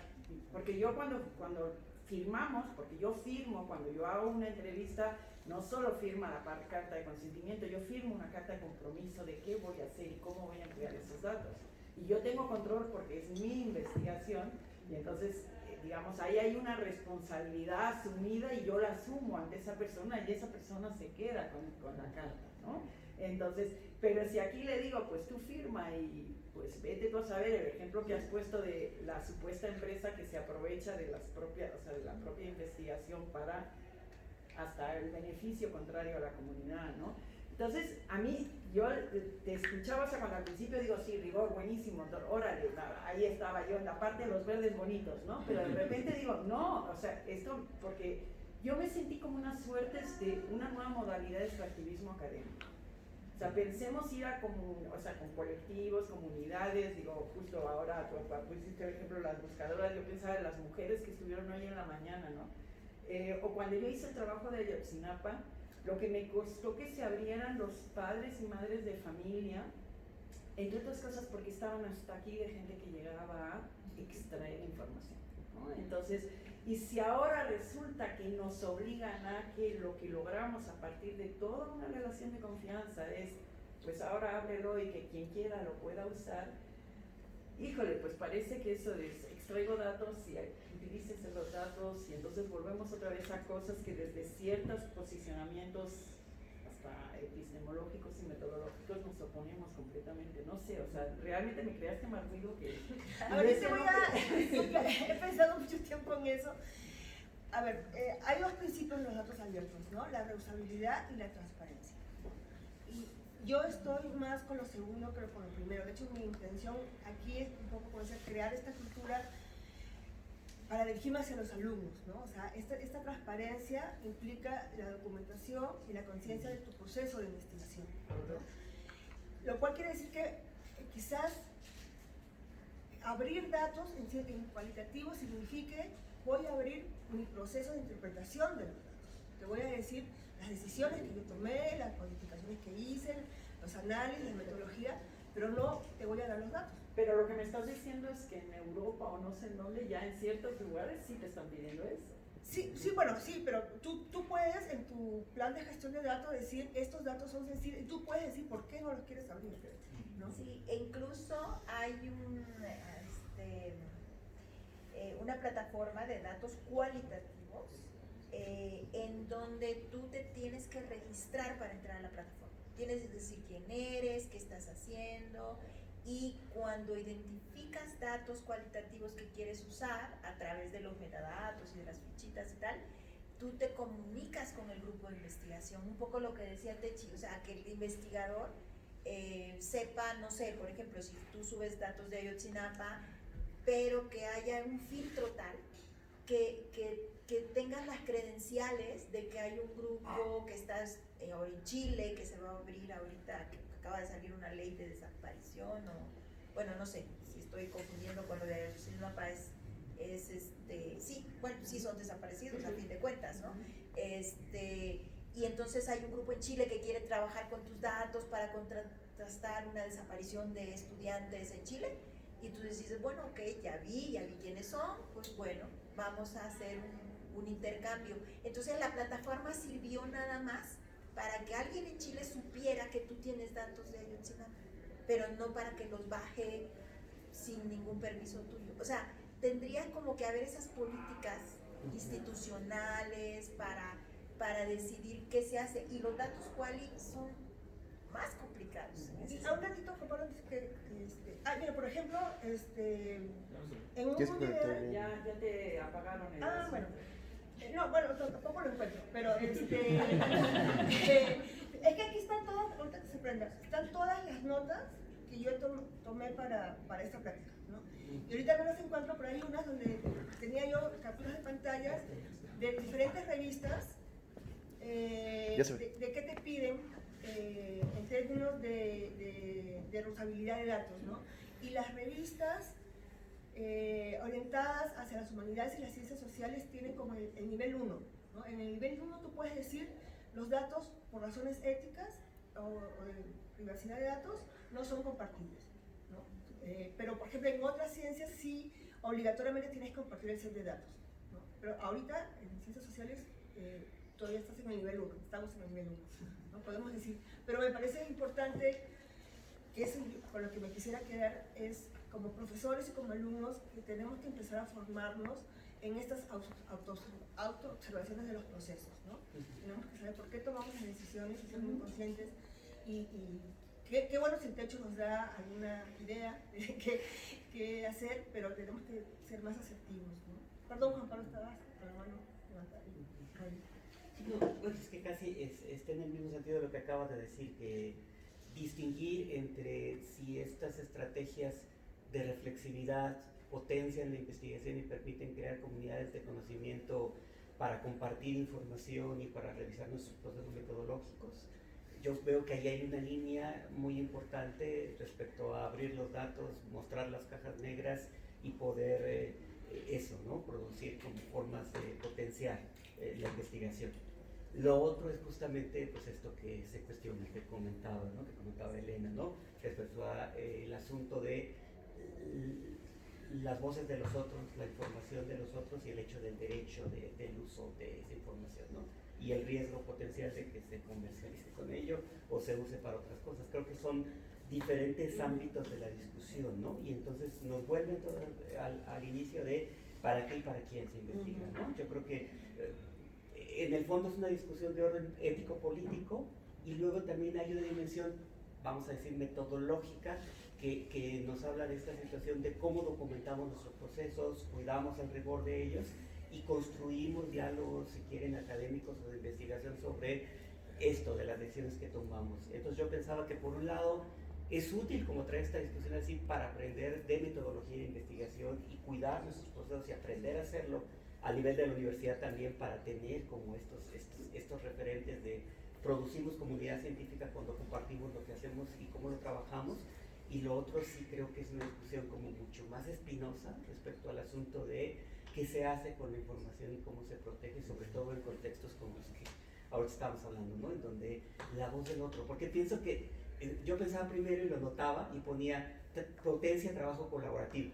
Y cuando Elena decía extractivismo, decía, claro, es que si el otro es alguien sobre el que se investiga y sobre el cual se da la información y no viene de un trabajo también que es colaborativo y constructivo sobre para qué queremos la investigación conjuntamente, volvemos a tener el problema de que hablamos de los otros o trabajamos con el dato del otro y podemos entregar el dato de los otros, ¿no? Entonces, Pero generalmente incluso de ciencia abierta, datos abiertos, a veces no lo tomamos en cuenta cuando presentamos una ponencia o en un coloquio, ¿no?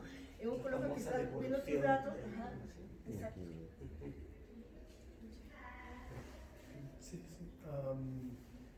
Pues yo estoy todo para apertura de nuestras publicaciones e incluso yo creo que hay que empezar a hacerlos en un lenguaje que es más accesible a un público más amplio.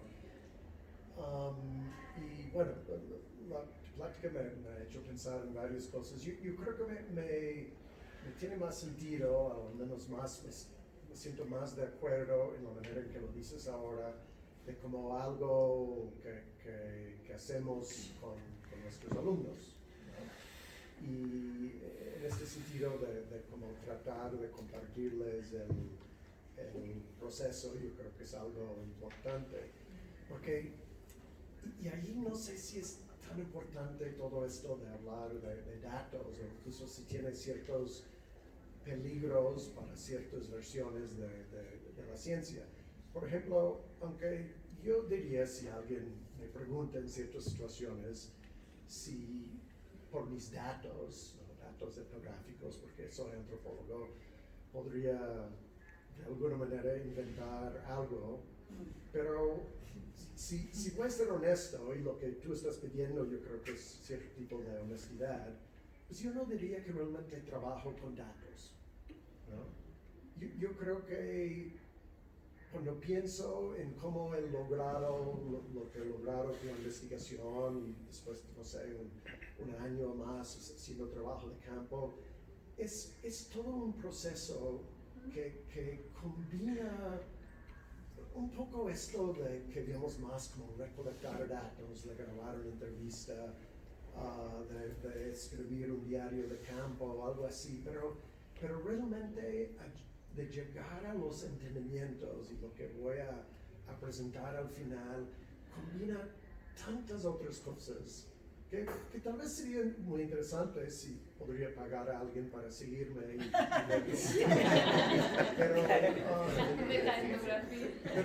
no lo hablaría en términos de datos y solo para como decir lo mismo en otros términos.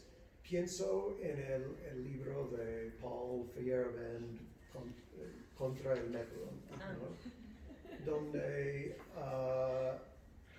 pues básicamente dice que cuando describimos la metodología en los artículos científicos es un poco para ganar cierto tipo de aprobación, ¿no? Es como hay una vigilancia, ¿no?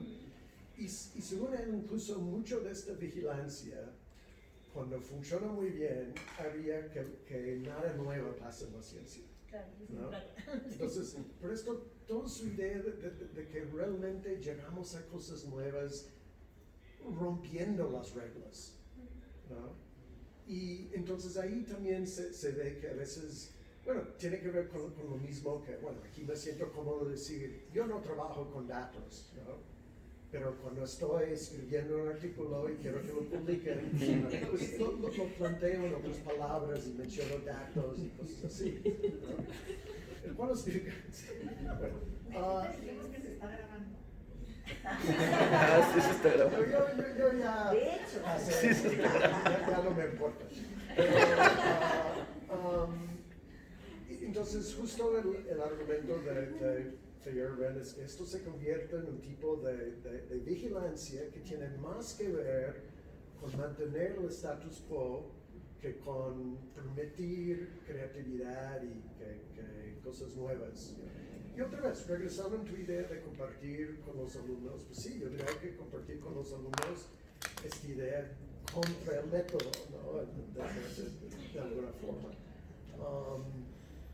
Pero no sé, no tengo como pregunta exactamente, pero esto es lo que estoy pensando después de escuchar. O sea, potencialmente, digamos, podría ser una camisa de fuerza más, ¿no? Y de hecho, por lo que yo decía es que en algunas áreas de la ciencia abierta se está permeando a intereses privados, ¿no? O a intereses, tú dirías, epistémicos de conservación de una forma de producir ciencia, ¿no? Pero creo que afortunadamente, como todavía no ha llegado aquí tanta regulación, ¿no? Yo por eso lo vería más como una práctica, ¿no? Una práctica que ni siquiera tenga que ver con el tipo de financiamiento que tienes, ¿no?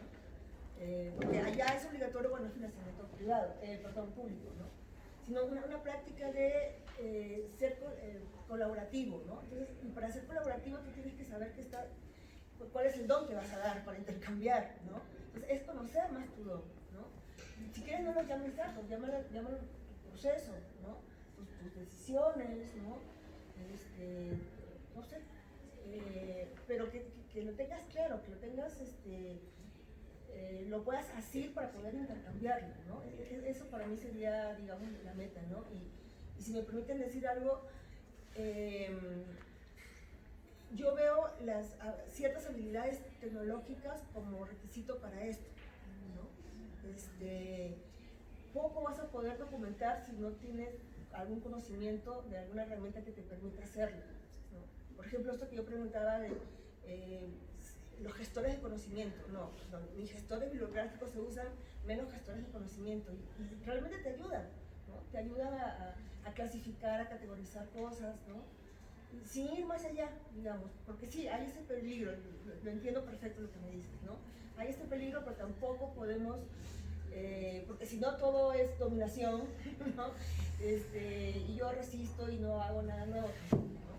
Entonces, creo que siempre hay intersticios en todo, ¿no? Y podemos tomarlo mejor. Sí, hay dos. Si quieres le damos a la compañera. Sí, es solo quería preguntar acerca del espacio que comentó donde se puede intercambiar entre investigadores y comunidad de investigación. Si podría compartir el nombre de la Fíjate que plataforma. ahorita se me borró lo he tenido 1000 veces, pero yo te prometo que se lo mando al Techi, que el Techi Gracias. te lo pase. Eso me pasó por no haber traído una presentación. Yo quería comentar nada más, bueno, este es un grupo de ciencias sociales, antropología, sociología, pero por ejemplo para los historiadores es muy importante que se guarde el dato, y ahora el dato es tan digital y por lo mismo tan efímero, con todas las tensiones que esto implica, regresando al repositorio de documentos de desaparición en México, hay muchos documentos en ese repositorio que se mencionan los metadatos, pero que para poder tener acceso hay un permiso especial. Y hay documentos que sí están fichados, pero que no puede ver el público por cuestiones de seguridad. Pero la gente que nos ha compartido esos documentos quiere que se preserven, y tenemos unas como bóvedas digitales donde está explicado toda la información y sobre todo que no se modifique esa información. Una entrevista, por ejemplo, tenemos algunas entrevistas de Jorge que no están accesibles para nada, pero que las personas dieron su permiso para la investigación, pero no para que se difundiera en un repositorio. Entonces el repositorio se compromete, que es un poco la vocación de la biblioteca, si han visitado nuestra área de acervos históricos, que si este planeta está funcionando, está vivo, está con humanos, dentro de 500 años, haya evidencia de esas entrevistas, porque son muy importantes, porque la gente quiere, o sea, ya ven que esto en los desaparecidos es el tema de la justicia, la verdad y la memoria. Entonces esa parte de la memoria también entrar en la reflexión epistemológica y de los investigadores cualitativos, hasta qué punto, por ejemplo, los diarios de Humboldt que se encontraron en París hace como 40 o 50 años, ahora son una joya en Berlín, ¿no? Pero si esos diarios hubieran desaparecido, o sea, tener la reflexión sobre la historia de estos procesos de investigación como un elemento más en esta reflexión. Ay, pues aquí está Yael que... Ay, atrás, por eso me acerco a escuchar porque no sé. Ya dije. Ah, bueno. No sé si alguien más quiere comentar algo. Ah, Yo quería preguntar sobre el futuro de la biblioteca. Sí. O sea, No lo vas a creer, pero